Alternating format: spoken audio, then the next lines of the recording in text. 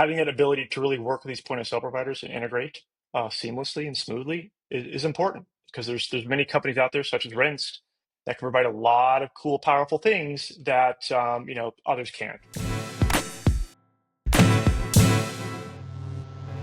So what are some of those real-time marketing reactions that an operator would have with this type of integration? What could they do on day one out of the gate to impact their membership?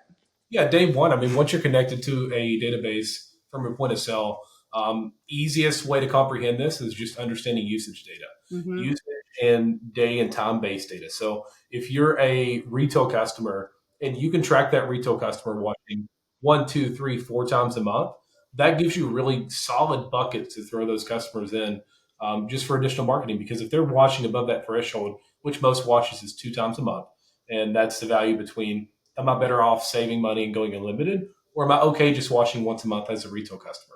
And as a business, we've all fallen headfirst into the unlimited, way of doing things. We want to have unlimited memberships, and every customer needs to be on it.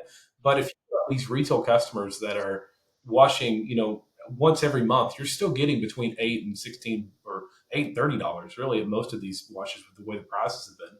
Yeah. Value from these customers. So it's cool to see that angle of things. And if you're a member from day one, your members just working on day-based messages. Like the most important thing that I'll hound on all day long is going to be frequency. If you have a member at your car wash that's not washing their car, what do you think is going to happen? Like, are they just going to keep paying you for nothing? No. So driving frequency in the first 60 to 90 days is the key to keeping members as low-hanging fruit.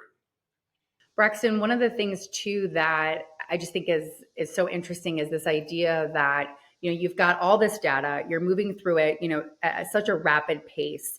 And is it safe to say that you guys have proven, or that it's been proven, that with this type of infrastructure, you will see a higher member retention, you will see lower churn? Like, are we proving that it is actually moving the needle on the things that matter most to operators?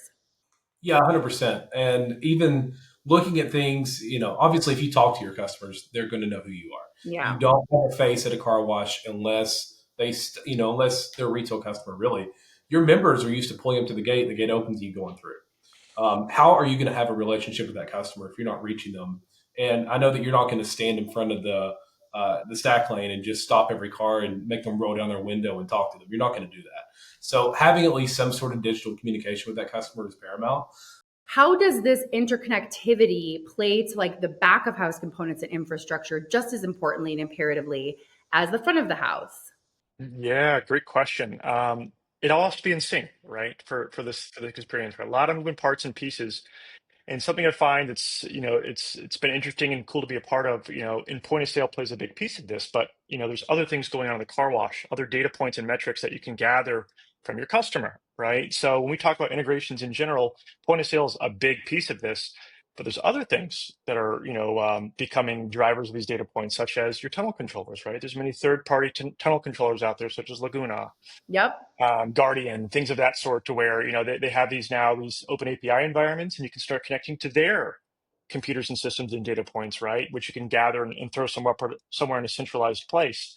Um, Third-party camera systems, right? These car washes have a lot of cameras on site outside of even LPR on the point of sale, right? Where can we integrate with those camera systems and throw more data points into the cloud, right? How long are customers on the property?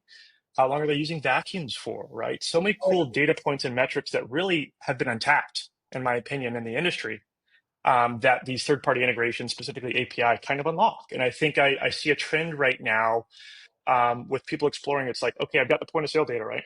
I've got my CRM data, right? And other metrics there around the customer. What other data points can I gather from the customer, right? While they're on my location, right? Camera systems, your tunnel controllers, and things of that sort. So all of this kind of has to work in sync. And there's a huge opportunity here, I think, for operators to really start leveraging the value of other components of their business as well, even outside of point of sale. So John, if you have a siloed approach to infrastructure, what your limitations are, I mean, they sound infinite, but if you can break it down, like let's do like top two limitations for those operators that have a siloed infrastructure approach. What are the two biggest barriers that you see that they would have to overcome and would probably cost them more in the long run? What are the two biggest things? Yeah, I would say number one is that, that API integration, right? The true flexibility that third-party platforms and tooling would need, right, to facilitate a better tenant experience for the operator. We're seeing a trend in the right direction, right? More partnership and approach with the point of sale and other lots of different third parties. That's key. Again, point of sale is not going to solve every little missing link and data point that an operator needs, right? There's so much there. Some point of sales might solve one, others might solve another, but having that ability to really work with these point of sale providers and integrate seamlessly and smoothly is important, because there's many companies out there, such as Rents, that can provide a lot of cool, powerful things that others can't, right? Or you can't get to within your point of sale environment, right? So the ultimate goal is not looking to replace, right? It's very expensive to replace point of sale and switch from one to the other. We want to avoid that. It's finding a way to layer on top of your existing point of sale and providing things that you're looking for that maybe you're not getting right now from these providers.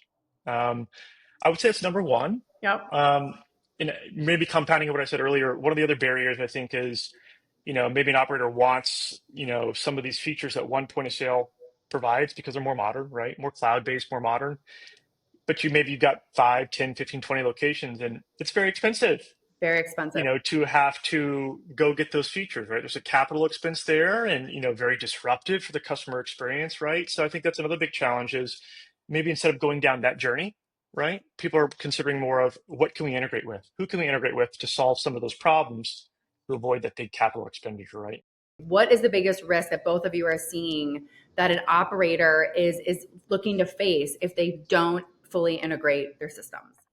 Yeah, I'll speak to the larger operators here, right? We're seeing a lot more consolidation in the industry, right? So a lot more competition, a lot more consolidation. And, I think the risk is, just relying on a siloed point of sale environment or local operations and gathering very small, insights and data points that way, you're at risk at the broader picture, the strategic direction, right? So I think with these type of integrations and this data-driven approach that Rinse and many others provide is allowing you to operate your business more strategically in scale, Mm-hmm. which is very, very important, right? On where am I going to build that new site and why, right? What site am I going to acquire and why? What does that customer base look like? What information do we already have on them? There's so many data points we could go on about, but for the larger operators, we'll call it 50 plus, the ones looking to grow, it's vitally important that you're getting various data points, even outside of your existing point of sale, right? It's a way to drive your business forward strategically with other avenues.